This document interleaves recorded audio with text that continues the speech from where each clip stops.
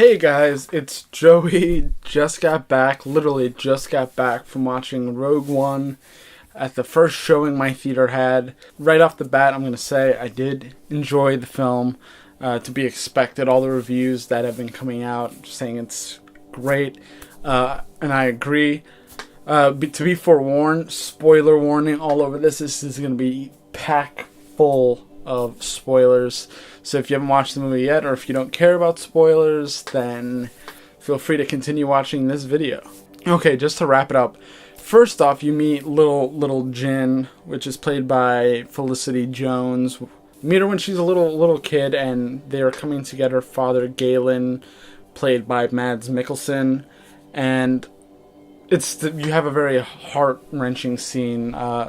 She's being taken away from her family by the Republic. Of course, the big bad Republic comes to take adorable little Jin away from her parents, and she escapes, and her mother unfortunately gets caught and taken down. But little Jin takes refuge in this little rock cupboard, and then is found later by Forrest Whitaker's character, Saw Gerrera, who plays an important role. I'm not going to give away too much because you guys have to go watch it. I'm just going to give away enough to fill in these points in my review. So, as you probably could imagine, little Jin grows up. She grows up sort of a loner kind of thing, just, doing her own thing, not really paying attention to what's going on in the universe.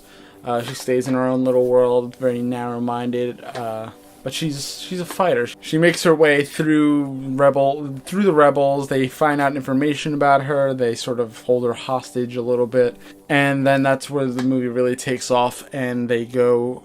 And this movie is really, I made the joke of it, but it's really true. It's really about exploiting the flaw that George Lucas initially put in the Death Star. Like, why the hell would there be this little exposed exhaust vent that could destroy the whole ship? Why the hell would anybody do that? That seems stupid. Why would George? It was a plot hole that sort of plagued the original Star Wars movies for a long time. But this movie sort of fills that plot hole in a big way, and I love the way Disney is retroactively sort of fixing a lot of the stuff left out of the original movies.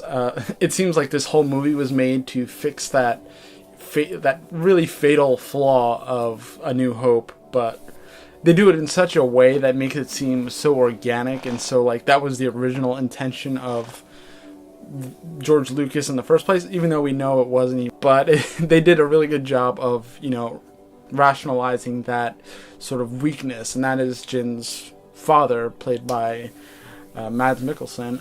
So he's a Republic scientist, or sort of defunct one, and that's why they visit them in the beginning. They want him to come back and work on the Death Star, which astoundingly they work on and repair and create in 15 years.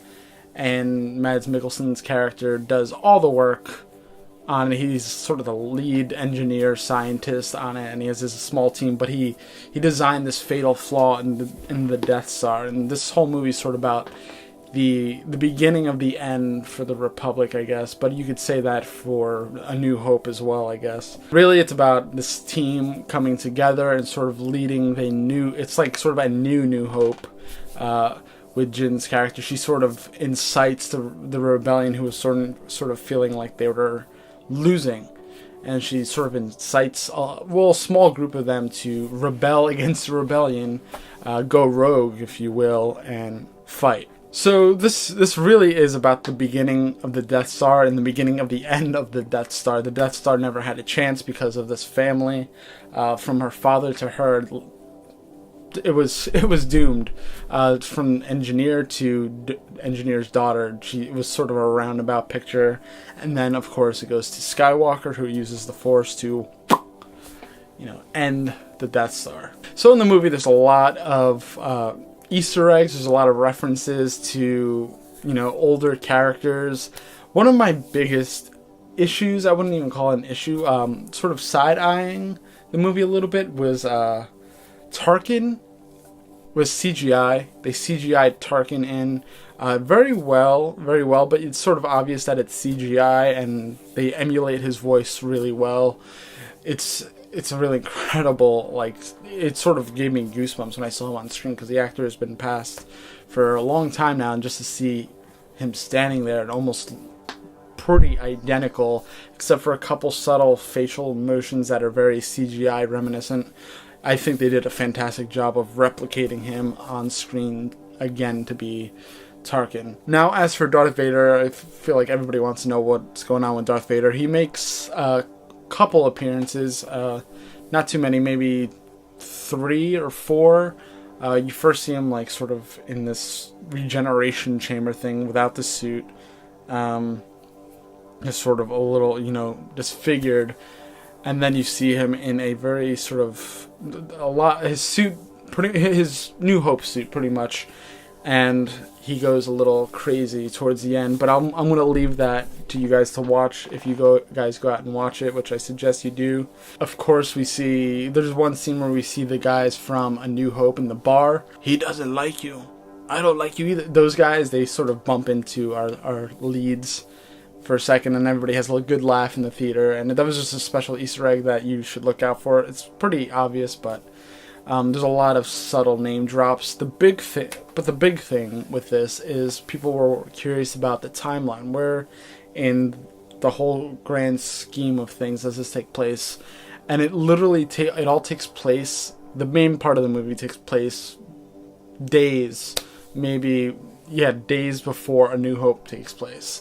It's basically the setting up of the Death Star, leading all the way to the point where Vader boards Leia's ship and holds her hostage. It's really fantastic. I was curious how this was going to integrate.